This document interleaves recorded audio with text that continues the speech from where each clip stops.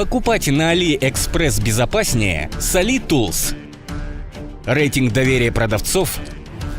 История цен. Популярные видеообзоры.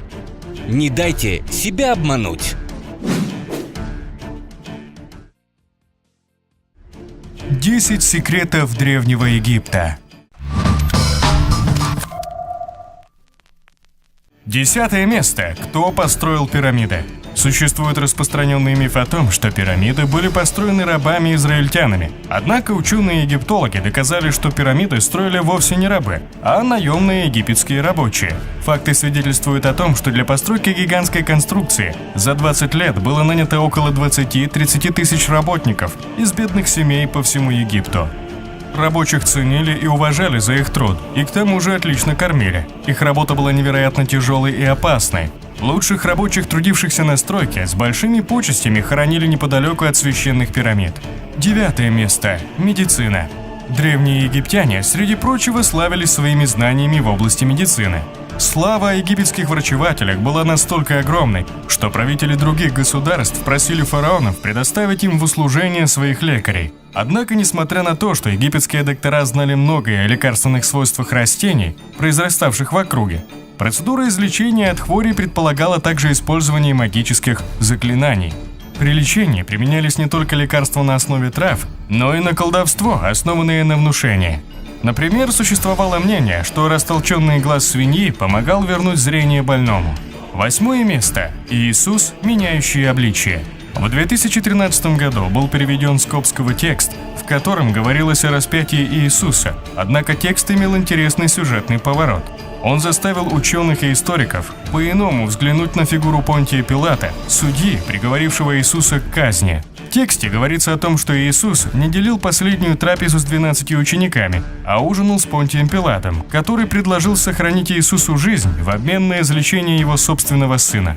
Еще более удивительным выглядели утверждения о том, что Иисус мог принимать различные образы, а именно менять цвет и превращаться из молодого в старика. 7 место. Хеб-Сет. После 30 лет правления фараон должен был принять участие в странном ритуале под названием Хеб-Сет, чтобы доказать, что у него все еще осталась сила и могущество, необходимые для управления государством. После проведения первого ритуала его повторяли каждые 3 года, вплоть до самой смерти правителя. На время церемонии фараон облачался в короткий килт с привязанным позади бычьим хвостом. Затем ему предлагалось бежать по беговой дорожке как можно быстрее. 6 место. Белая пирамида. Когда в 2650 году до нашей эры была завершена Великая пирамида Гизы, было принято решение покрыть ее тончайшим слоем отполированного известняка, который светился в лучах солнца. Однако в результате мощнейшего землетрясения, произошедшего в 1301 году нашей эры, большая часть каменной облицовки была разрушена. Из разрушенного белого камня было принято решение возвести мечеть в Каире. В ее настоящем виде Великая пирамида Гизы по-прежнему выглядит впечатляюще. Однако она является всего лишь основой конструкции.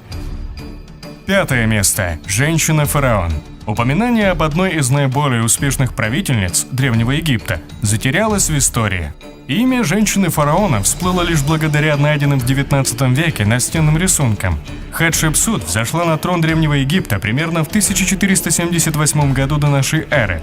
Годы ее правления ознаменованы миром и процветанием в государстве. Хатшепсут поощряла развитие торговых путей и руководила многочисленными стройками по всей территории королевства. Однако через 20 лет после смерти ее преемники начали проводить кампании, направленные на то, чтобы вычеркнуть имя женщины-фараона из истории. Были разрушены статуи и стерто имя правительницы, начертанное на постройках, возведенных во времена ее правления. 4 место. Затопленные города. Тунис Гераклион был одним из величайших городов Древнего Египта. Человечество забыло о его существовании почти на 1000 лет, пока его руины не были обнаружены под водой 20 лет назад. Предполагается, что город был основан в 7 веке до нашей эры и являлся одним из крупнейших центров торговли, соединявших Древнюю Грецию, Египет и все Средиземноморье. Археологи, производившие раскопки, нашли огромное количество прекрасно сохранившихся колонн с высеченными на них иероглифами, а также статуи древнегреческих богов, изображенных на манер египетских фараонов. Предполагается, что открытие затопленного города позволит нам изменить наше представление о связях между древними цивилизациями. Третье место – ритуал мастурбации. Согласно древнеегипетской мифологии, бог Атум создал Вселенную, излив свое семя в небытие. Из семени Атума появились другие боги. Спад и подъем уровня воды в Ниле также связывались с семенем Атума. Данное верование породило церемонию, в которой принимал участие фараон. Будучи наместником бога на земле, он должен был воссоздать историю сотворения мира. Чтобы гарантировать плодородный год, фараон, стоя перед толпой, должен был осуществить акт мастурбации и выплеснуть семя в Нил. Второе место – библейская чума. Ученые нашли подтверждение тому, что так называемая библейская чума, описанная в Ветхом Завете и ставшая причиной падения Древнего Египта, была вызвана глобальным потеплением и извержением вулкана. Так, например, согласно гипотезе 3000 лет назад, в Ниле текла кровь, потому что в реку попадали водоросли, называемые бургундская кровь, которые, погибая, окрашивают воду в красный цвет. Ученые также заявляют, что попавшие в воду водоросли привлекли большое количество лягушек, мух и мошек, нашествие которых вызвало мор скота и болезни людей. Более того, факты свидетельствуют о том, что находящийся в 600 километрах от Египта вулкан Санторин выбросил в воздух огромное количество пепла, облако которого закрыло солнце, что и стало причиной опустившейся на Египет тьмы. Первое место – инцест. Согласно древнеегипетской мифологии, многие божества были женаты на родных братьях и сестрах. Несмотря на отсутствие убедительных свидетельств, доказывающих факты вступления обычных египтян в брак со своими близкими родственниками, инцест являлся распространенным явлением в королевских семьях. По причине браков, заключенных между близкими родственниками, многие члены королевских семей, например, Тутанхамон, рождались с врожденными дефектами, страдали от инфекций и генетических заболеваний. Тутанхамон страдал от проблем с опорно-двигательным аппаратом и не мог перемещаться без посторонней помощи, что стало причиной ранней смерти в возрасте 19 лет. А на этом у нас все. Подписывайтесь на канал, ставьте лайки и пишите комментарии.